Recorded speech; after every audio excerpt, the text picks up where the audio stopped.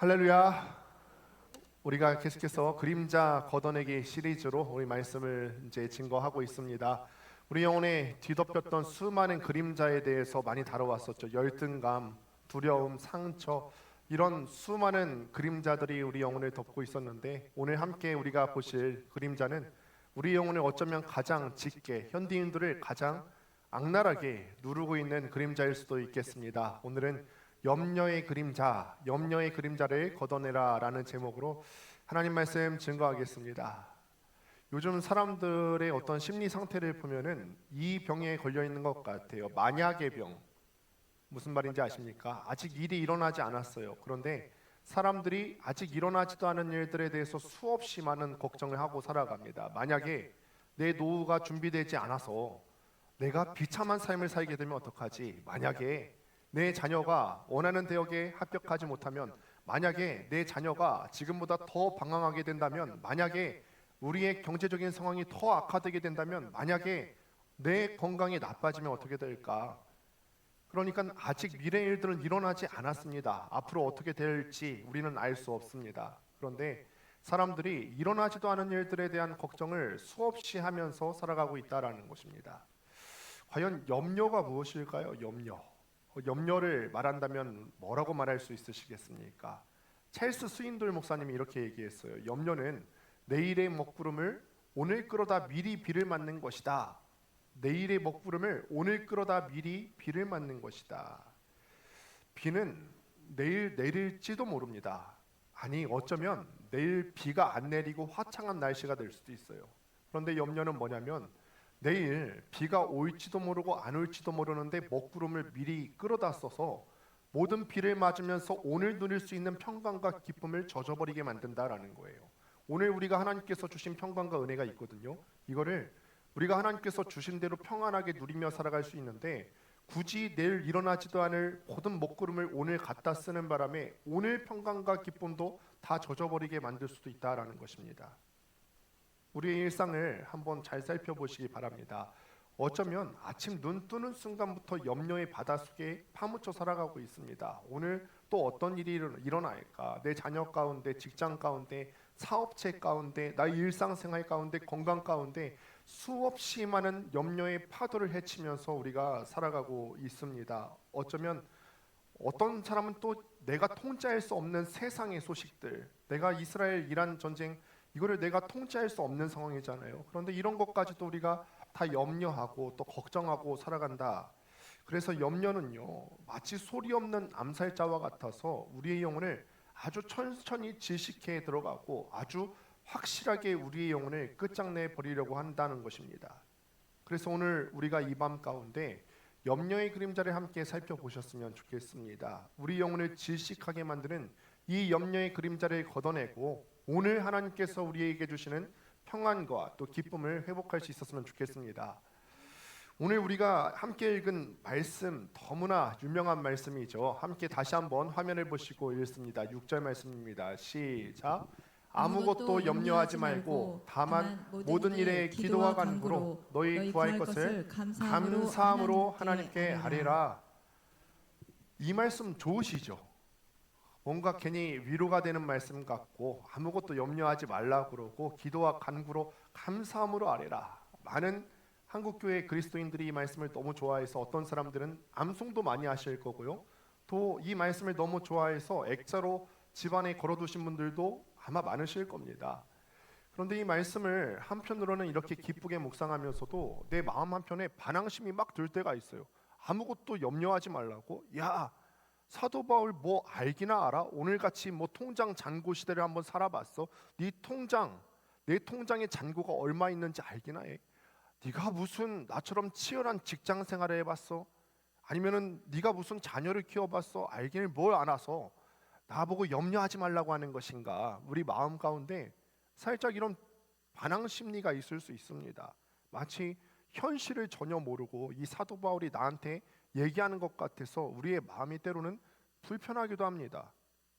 그런데 여러분, 우리가 수도 없이 또 이 말씀에 대해서, 빌립보서에 대해서 또 들어오셨겠지만, 빌립보서에서 사도 바울의 상황을 안다면 우리는 사도 바울에 대해서, 사도 바울이 우리에게 그렇게 이야기하는 거에 대해서 아무렇게 말할 수 없을 거예요. 사도 바울이 지금 어떤 상황입니까? 로마의 차가운 감옥 가운데 갇혀 있습니다. 그래서 내일 죽을지도 모르고 모레 죽을지도 모릅니다. 그의 생명이 경각에 달려 있고 두 발과 두 손에는 무거운 쇠사슬이 차여져 있어서 몸에는 자유가 없습니다. 지금 자기의 일시는 그런 상태인데 그가 애쓰고 힘들여서 공들여 놓은 그 개척해 놓은 교회들의 상황은 또 어떻습니까? 자기 몸만 힘들면 그래도 참을 수 있을 건데 들려오는 소식에 의하면 교회들 가운데 거짓 교사들이 넘쳐나서 사도 바울을 험담하고 교회를 사분오열 찢어놓고 있습니다. 그러니 사실 사도 바울의 심령이 지금 평안한 상태가 아닐 수도 있을 거예요. 보통 사람 같으면 염려와 두려움 가운데 파묻혀 살아가야 되는 것이 정상 아닙니까? 보통 사람이라면 이런 어려움 가운데서 견뎌내지 못할 겁니다. 이 편지를 받는 사람들의 심정은 또 어떻고요? 이 편지를 받는 빌립보 도시에 사는 성도들의 심정은 또 어떨까? 빌립보 도시에 대해서 제가 일전에 말씀을 드린 바가 있는데 빌립보 도시는 어떤 곳이냐면 로마의 퇴역한 군인들이 모여서 사는 곳입니다. 그러니 로마 황제에 대한 충성도가 아주 높았어요. 그런데 이런 도시의 분위기 가운데서 빌립보 교회의 성도들이 로마 황제가 우리의 주인이 아니다, 예수 그리스도께서 우리의 주인이다라고 고백하는 것은 어쩌면 내 직장을 잃을 수도 있고 어쩌면 따돌림을 당할 수도 있고 어쩌면 만약의 경우에는 내 생명의 위협까지 당할 수 있는 아주 위험천만한 고백이었다라는 것이죠. 아까 교회의 상황도 말씀드렸죠. 교회의 상황에는 여러 거짓 교사들이 일어나서 교회는 나날이 찢어져 가고 있고 자기들이 그렇게 사랑하고 따랐던 영적인 아버지인 사도 바울은 지금 감옥에 갇혀서 언제 풀려나 우리에게 돌아올지 알 수 없는 그런 상황입니다. 그러니 따지고 보면 빌립보 교인들은 오늘 우리와도 비교해도 염려가 더하면 더했지 덜하지 않았을 사람들이 바로 빌립보 교인들이었다는 거죠. 그런데 이 차가운 감옥 가운데서 언제 죽을지 모르는 그 사도 바울이 모든 두려움과 모든 어려운 상황 가운데 처해 있는 빌립보 교인들에게 이야기하기를 아무것도 염려하지 마십시오라고 얘기하는 거예요. 이거는 그냥 현실은 여전히 어려운데 눈 가리고 아웅하듯이 현실 도피적으로 그렇게 살라라고 말씀하시는 것이 아니라 상황을 초월하는 압도적인 영적인 현상을 꿰뚫어 본 사람만이 이렇게 선포할 수 있다라는 것이죠. 바울은 지금 쇠사슬에 묶여 있지만 그의 영혼은 저 높은 권좌에 앉아 있는 로마 황제보다 훨씬 더 자유롭고 평안합니다. 어떻게 바울이 그의 영혼이 평안하고 자유로울 수 있을까요? 몸은 감옥에 갇혀 있고 그의 자세는 불편하고 두 발과 두 손은 자유롭지 않은데 어떻게 로마 황제보다 더 평안하다 말할 수 있을까요? 바울은 6절에서 이렇게 명령합니다. 6절에서 말씀하시기를 아무것도 염려하지 말라라고 얘기합니다. 아무것도 염려하지 말라. 염려하다라고 하는 헬러 단어가 메림나오라고 하는 단어가 쓰여졌음을 저번에 말씀을 드린 바가 있습니다. 메림나오다는 뜻이 무슨 뜻이냐면 분열됐다, 나뉘어졌다 이런 뜻입니다. 그러니 염려라고 하는 것은 어떤 것이냐면 단순히 감정적으로 내가 뭔가 불안해요. 내가 감정적으로 이거를 컨트롤하기가 어려워서 막 흔들리는 상황 가운데 있어요. 어떤 감정적인 상황을 얘기하는 것이 아니라 영적으로 나뉘어져 있다라는 것을 얘기하는 거예요. 내 영혼이 지금 나뉘어져 있는 거예요. 원래는 우리가 하나님을 아버지로 믿는 사람들은 내 마음이 온전히 하나님으로 통일되어 있어야 되거든요. 하나님을 의지하는 마음으로 내 영혼이 하나가 되어 있어야 되는데 주변에서 뭐든지 자꾸 들어오기 시작해요. 걱정되는 상황이 들어오고 재정의 문제가 들어오고 건강의 문제가 들어오면서 하나 됐던 내 마음 가운데 균열이 가기 시작해서 사분오열 나뉘어진 상태가 바로 염려라는 것입니다. 그러니 염려는 영적인 분열 상태이지 감정 상태만을 얘기하는 건 아닙니다. 우리가 염려하는 이유가 뭘까요? 왜 염려하십니까? 우리의 이야기를 한번 해보는 겁니다. 속으로 한번 생각해 보십시오. 나는 무엇 때문에 염려할까? 표면적으로는 내가 돈이 없어서 혹은 건강이 없어서 혹은 관계가 깨질 것 같은 상황 가운데 있어서 내가 다니는 직장이 어려운 상황 가운데 있어서 경기가 안 좋아서 표면적으로는 그렇게 얘기할 수 있겠습니다. 그런데 영적으로 깊이 들어가다 보면 이 염려의 뿌리에는 뭐가 있냐면 불신앙이 자리 잡고 있다라는 거예요. 염려의 뿌리에는 우리가 염려한다라는 것이 무엇입니까? 원래 하나님께서 세상을 창조하시고 그 하나님께서 전능하신 힘으로 우리의 삶을 보살펴 준다. 그래서 하나님께서는 우리의 문제를 해결할 수 있다. 이것이 우리의 신앙의 기본 아닙니까? 그런데 염려한다라고 하는 것은 그 전능하신 하나님께서 내 삶의 문제에는 관심이 없으시거나 아니면 해결하실 수 있는 능력이 없는 것 같은 상태인 거죠. 그러니 사실 염려의 뿌리를 깊게 들여다보면 이거는 불신앙의 문제예요. 내 삶의 운전대는 하나님이 아니라 내가 붙잡고 있어야 될 것 같고 내가 컨트롤해야 될 것 같은데 상황 때문에, 경기 때문에, 경제적인 문제 때문에 운전대를 놓칠 것 같으니까 자꾸 불안하고 염려하는 마음이 생겨들더라라는 것이죠. 예수님께서 산상수훈에서 이렇게 말씀하셨어요. 무엇을 먹을까? 무엇을 마실까? 무엇을 입을까? 염려하지 말라라고 말씀하십니다. 아멘이십니까? 왜 그런지 아십니까? 그리고서 예수님께서 뒤이어서 말씀하시기를 이런 걱정은 누가 하는 것이라면 이방인들이 하는 것이라라고 말씀하세요. 이방인들이 하는 것이라. 하늘 아버지가 없는 고아들, 그러니까 하늘 아버지가 내 인생을 주관하는 것이 아니라 자기 스스로 내 인생을 주관하고 움직여야 되는 사람들에게 염려는 필수적인 것이죠. 염려는 계속해서 따라붙을 수밖에 없는 것입니다. 그런데 만물을 창조하시고 다스리시는 그 하나님께서 나의 아버지가 되심을 고백하는 그리스도인들, 그 그리스도인들이 하나님께서 나를 눈동자처럼 지키신다는 것을 믿는다면 염려는 아버지의 능력을 모독하는 행위죠. 하나님께서 천지를 창조하시고 나를 사랑하셔서 나를 눈동자처럼 지키시는데 염려한다라고 하는 것은 그 하나님의 능력을 모독하는 것입니다. 우리가 입술로는 막 찬양하죠. 전능하신 하나님이십니다. 그 하나님께서는 나를 사랑하십니다. 찬양하면서 돌아서서 우리가 내일의 생계를 걱정하고 자녀들의 앞길을 불안해하면서 잠을 이루지 못한다면 그것은 실질적인 영적인 무신론자예요.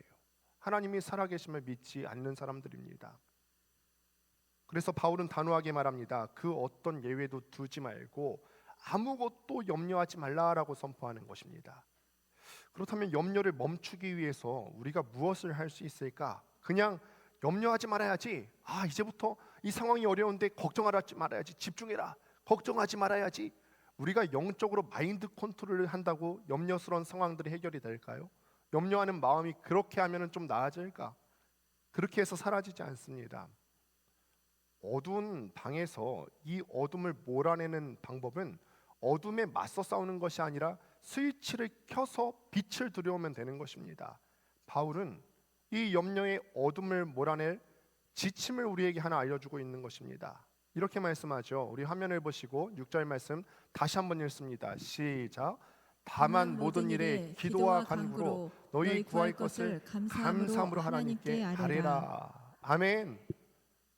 염려가 내 인생의 어떤 어려운 상황들을 놓고서 나 혼자 끙끙대고 나 혼자 알아누르는 것이라면 기도는 내 인생의 문제를 하나님께 가지고 나와서 토로하고 그 앞에 내려놓는 것인 줄을 믿습니다.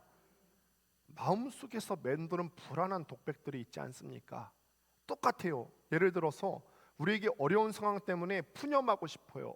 내가 정말 어렵다. 너무너무 힘들다. 이거를 그냥 하나님이 없이 나 혼자 독백하면 이건 푸념이지만 기도의 자리로 갖고 나온다면 이것은 하나님께 올려드리는 기도가 된다라는 거예요. 똑같은 말인데도 내가 어렵습니다. 내가 힘듭니다. 하나님 날 좀 도와주옵소서. 하나님 앞에 갖고 나온다면 이것은 기도가 되고 올려지는 것이 된다라는 것입니다. 그런데 여기서 우리가 주목할 단어가 하나 있어요. 매우 중요한 단어인데 감사함으로입니다. 바울이 기도하되 어떻게 기도하라고요? 감사함으로 기도하라라고 얘기합니다. 그냥 소리 질러서 그냥 울부짖는 것이 아니라 하나님께 기도할 때 감사함으로 기도하는 거예요. 여러분 이게 상식적으로 납득이 가십니까?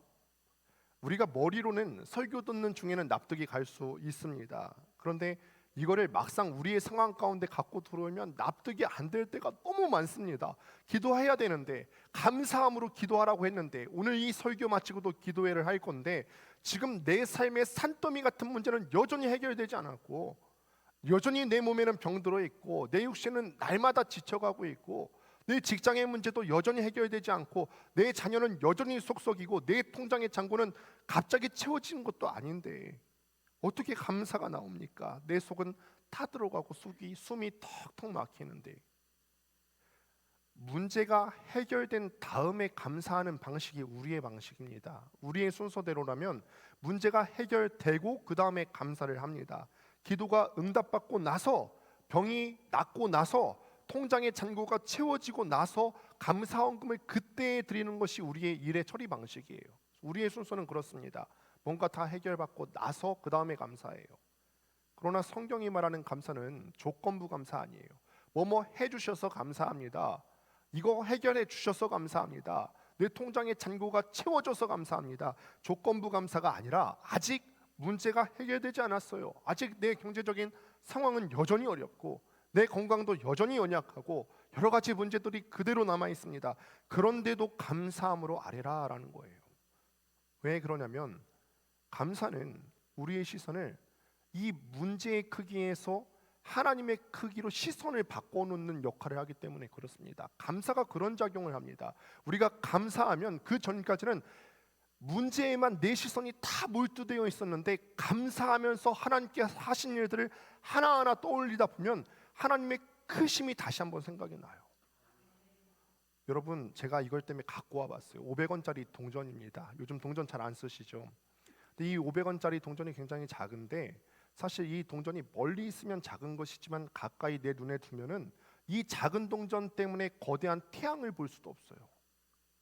마찬가지로 문제를 대하는 우리의 태도가 마찬가지예요. 문제가 사실은 어떻게 보면 별거 아닐 수 있는데 내가 이 문제에만 몰입해서 보다 보면 문제 때문에 저 뒤에 계신 거대하신 하나님의 크기가 체감이 되지 않는다라는 거예요. 그래서 우리가 감사를 하게 되면 우리의 시선이 바뀝니다.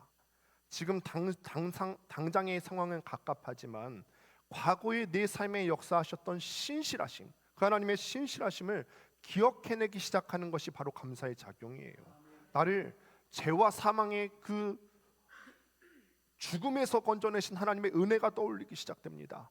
내가 감사하면서 하나님께서 하신 일들을 하나하나 과거에서부터 되짚어가면은 하나님께서 과거에도 어려운 일이 없었던 거 아닌데 그 어려운 중에서도 나를 여기까지 입히셨지, 그 어려운 중에서도 나를 여기까지 먹이셨지, 과거에도 내가 숨막혀 죽을 것 같은 상황이 있었는데 그 상황을 다 뚫고서 여기까지 오게 하셨지. 그러니 과거에 역사하셨던 하나님께서 지금도 살아계셔서 내 삶을 돌보실 것이다. 미래에도 모든 것이 합력하여 선을 이루어 주실 그 하나님의 신실하심을 신뢰하며 고백하는 것이 바로 감사함으로 기도한다라는 것입니다. 그래서 감사는 망각의 늪에 빠져 있었던 우리의 영적인 기억을 되살립니다. 우리가 일상에 매몰되어 살아가다 보면은 아까 500원짜리 얘기했듯이 이 앞에 있는 것만 딱 보고 그 전에 있었던 하나님께서 하셨던 모든 역사와 기적들을 다 잊어버려요. 망각합니다. 그런데 감사하면서 받은 복을 세어보라 찬양이 있지 않습니까? 받은 복을 하나씩 하나씩 세다 보면 잃어버렸던 망각했던 영적인 감사의 기억들이 떠오르기 시작하는 거예요. 그러면서 이 문제가 작게 보이기 시작하고 문제보다 크신 하나님의 크심이 보이기 시작하다라는 것입니다. 그래서 바울은 감사함으로 하나님께 아뢰라라고 얘기하는 것이죠.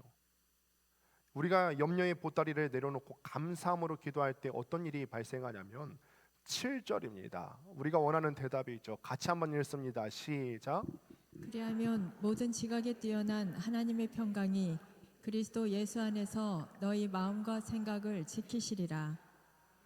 아멘. 우리의 기도의 태도와 연관지어서 한번 생각을 해보시는 거예요. 우리가 우리의 기도하는 모습으로 7절을 바꿔 쓴다면 그리하면 하나님께서 내 모든 상황을 낫게 해주실 것이다. 하나님께서 내 통장의 잔고를 채워주실 것이다. 그리하면 하나님께서 나의 병을 치료해 주실 것이다.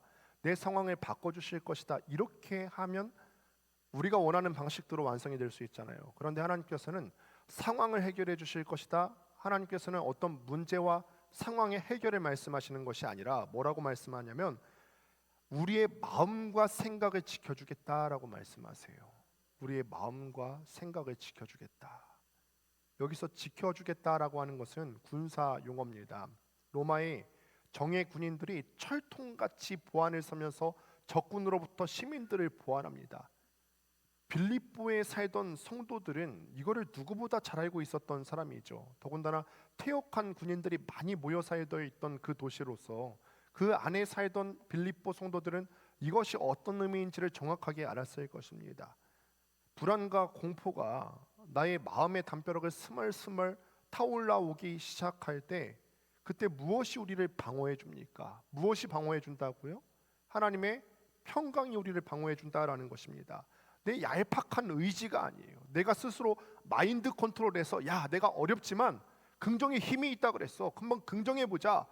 내가 마치 주문처럼 계속 말을 하면 내 귀가 듣고 내가 긍정적인 마인드로 변할 거야. 얄팍한 긍정의 힘이 아니라 하나님의 평강이 완전무장한 파수꾼이 되어서 우리 마음의 성문을 철통같이 지켜주실 것이다 약속하시는 거예요. 이 평강은요 어떤 평강이냐면 모든 지각에 뛰어난 평강이라고 그랬어요. 모든 지각. 그러니까 우리가 생각하는 평강은 논리적인 평강이잖아요. 우리의 상식에 맞는 평강인데 그런데 하나님께서 주시는 평강은 모든 지각에 뛰어난 평강입니다. 우리의 모든 논리와 우리의 모든 상식을 뛰어넘는 초월적인 평강을 얘기하는 것입니다. 우리의 이성이나 논리로는 도무지 설명할 수 없는 평강이에요. 의사가 우리의 건강 상태에 대해서 어떤 분들은 정말 절망적인 선고를 할 때가 있습니다. 그런데 이런 가운데서도 하나님의 평강이 임하면 그 평강은 모든 이성을 뛰어넘는 평강이기 때문에 그런 상황 가운데서도 우리가 감사가 터져나올 수 있다라는 것이죠. 우리가 정말 경제적으로 어려우신 분들 많이 있으시죠. 요즘 또 경기가 좋지 않잖아요. 그런데 이런 상황 가운데서도 우리가 기뻐하고 즐거워할 수 있다는 것이 우리의 이성적으로는 맞지 않지만 우리가 감사함으로 하나님께 아뢰을 때 하나님께서 이성을 뛰어넘어서 평강을 너희에게 주어서 마음과 생각을 지켜주겠다 약속하시는 것입니다. 세상 사람들은 너 제정신이냐? 지금 상황이 어떤지 모르냐 흔들어대지만 내 깊은 영혼 속에서는 형언할 수 없는 샬롬이 터져 나오는 거예요. 왜 그러냐면 하나님께서는 문제보다 크시기 때문에 그렇습니다. 그 폭풍 위를 걸어오시는 주님께서 내 마음의 성문을 지키시기 때문에 그럴 수 있는 것입니다. 사랑하는 성도 여러분, 이 엄청난 평강이 어떻게 우리 같은 죄인들에게 주어질 수 있을까? 7절 한가운데에 그 비밀의 열쇠가 숨겨져 있습니다. 우리 화면을 보시고 다시 한번 읽어보겠습니다. 그리스도 예수 안에서라고 되어 있어요. 그리스도 예수 안에서.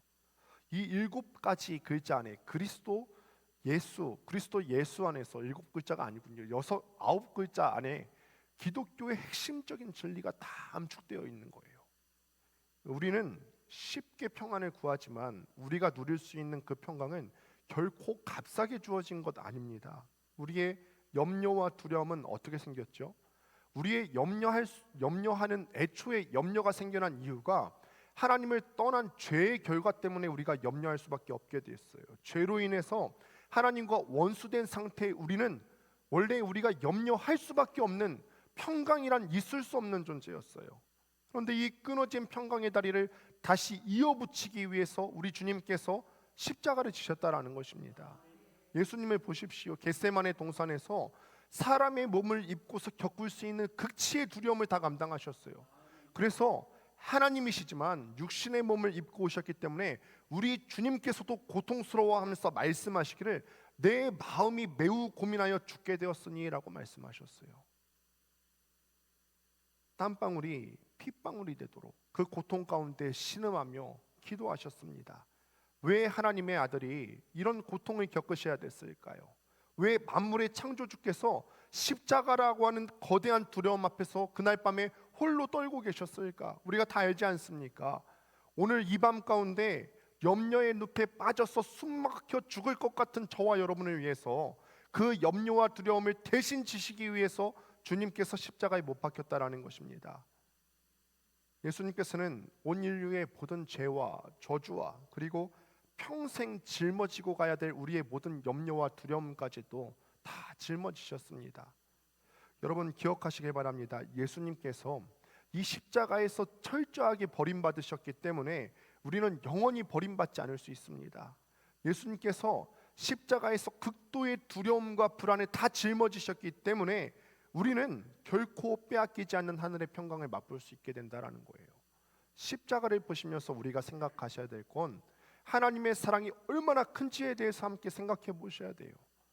하나님께서 여러분들을 얼마나 그 염려를 책임져 주시고 싶으시면 우리 쪽에서 먼저 다가와 주신 것이 아니라 하나님께서 먼저 이 땅에 내려와 주셔서 십자가를 짊어지게 하셨다라는 거예요. 프란시스 톰슨이라고 하는 사람이 천국의 사냥개, 하나님을 천국의 사냥개로 묘사했어요. 사냥개는 사냥감이 한번 포착되면 끝까지 포기하지 않죠. 사냥개는 그런 거예요. 하나님께서 여러분들을 얼마나 사랑하시는지, 여러분들께서 먼저 하나님께 가지 않았음에도 불구하고 먼저 찾아와 주시고 임마누엘 해주시고 십자가를 지셔서 여러분들이 끝까지 포기하지 않고 사랑해 주시는 것, 그 증거가 십자가 아닙니까? 그래서 우리는 이 사랑을 기억하면서 로마서 8장 32절 말씀을 떠올릴 수밖에 없는 거죠. 로마서 8장 32절 말씀을 같이 한번 읽습니다. 시작. 자기 아들을 아끼지 아니하시고 우리 모든 사람을 위하여 내주시니까 어찌 그 아들과 함께 모든 것을 우리에게 주시지 아니하겠느냐. 아멘. 여러분 이 말씀 믿으십니까? 나를 살리려고 당신의 하나뿐인 아들까지 십자가에 갈기갈기 찢어 죽이신 그 하나님께서 어떻게 여러분들의 내일 먹을 것을 책임져 주지 않으시겠습니까? 여러분들을 너무너무 사랑하셔서 하나뿐인 아들을 십자가에 달려 죽게 하신 그 하나님께서 어찌 여러분의 삶에 처해 있는 인생의 실타래를 풀어주지 아니하시겠습니까? 십자가까지 지게 하셨는데요. 십자가는 우리의 모든 염려를 향해 던지는 가장 확실한 하나님의 대답이에요. 이 십자가를 보면서는 그렇게 생각하셔야 되죠. 하나님께서 우리를 너무너무 사랑하셔서 육신을 입고서 예수님께서를 이 땅에 보내셔서 죽기까지 하셨는데 우리의 상황까지 돌보지 않으실까? 내가 너를 이만큼 사랑해. 내 생명을 주어서 너를 샀어. 그러니 더 이상 두려워하지 마라. 내가 너희 하나님이다. 말씀을 맺습니다. 사랑하는 성도 여러분, 지금 우리의 어깨를 짓누르고 있는 염려의 보따리가 과연 무엇입니까? 내일의 먹구름을 미리 생각해 보면서 오늘 잠 못 이루는 그런 분들이 계시지 않습니까? 나의 능력으로는 도저히 해결되지 않을 것 같은 그런 장벽 앞에서 두려워 떨고 계시진 않으십니까? 이런 모든 헛된 염려의 쳇바퀴에서 내려오시길 바랍니다. 염려는 마치 이런 것 같아요. 아무리 굴려도 한 걸음도 나아갈 수 없는 흔들 의자 같아요. 흔들 의자는 아무리 흔들어도 앞으로 한 발자국도 나가지 못하지 않습니까? 염려가 그것 같아요. 여러분의 힘으로 우리의 인생 운전대를 쥐고 아등바등하던 그 손에 힘을 빼시고 이제는 그 모든 한탄과 그 모든 괴로움의 독백을 하나님 앞에 오는 시간에 쏟아내는 시간 되었으면 좋겠습니다. 지금 내 눈에 보이는 상황은 당장 우리가 우겨쌈을 받는 것 같고, 그런데 우리가 그런 것 같아도 십자가에서 나를 위해서 피 흘리신 그 압도적인 사랑을 기억하면서 그 앞에 제단을 쌓으십시오. 하나님, 지금 나의 상황은 여전히 답답하고 이해할 수 없지만 나를 위해 아들까지 내어주신 그 하나님의 사랑을 내가 믿어봅니다. 나를 위해 아들까지 내어주신 그분이신데 어찌하여 우리의 문제에 관심이 없으시겠습니까? 과거의 나의 삶의 어려움을 돌보셨던 하나님, 지금도 나의 문제를 해결해 주실 줄을 믿습니다. 과거의 나를 입히시고 먹이셨던 그 하나님께서 오늘과 영원까지 나의 삶을 책임져 주시고 섭리하실 것을 내가 믿습니다. 그 사랑 증거가 십자가이지 않습니까? 그래서 오늘 이 말씀을 듣고서 염려의 그림자가 우리의 마음을 덮치려고 할 때마다 십자가를 바라보며 선포하시길 바랍니다. 나의 하나님께서 그리스도 예수 안에서 영광 가운데 그 모든 풍성한 것으로 너희 쓸 것을 채우시리라. 우리가 입으로 선포하고 십자가의 사랑을 선포하시고 우리 마음속에 있는 염려의 그림자를 떠나보내시길 바랍니다. 우리의 기도가 시작되는 그 순간 모든 지각 위에 뛰어난 하나님의 평강이 우리 삶을 지배하고 덮게 될 줄로 믿습니다. 말씀을 맺습니다. 그러니 오늘 이 시간 가운데 기도할 때 정말 우리 마음 가운데 염려의 그림자가 덮여 계시던 분 계시면 이 십자가를 바라보시고 하나님의 사랑이 얼마나 우리에게 집중되었는지 다시 한번 떠올리시고, 그 하나님께서 우리의 삶을 지금도 지켜주고 계신데 무슨 걱정이겠는가, 다시 한번 우리의 마음에 위로를 얻으시고 마음의 그림자를 떠나보내실 수 있게 되기를 주님의 이름으로 축원합니다. 기도하겠습니다. 하나님,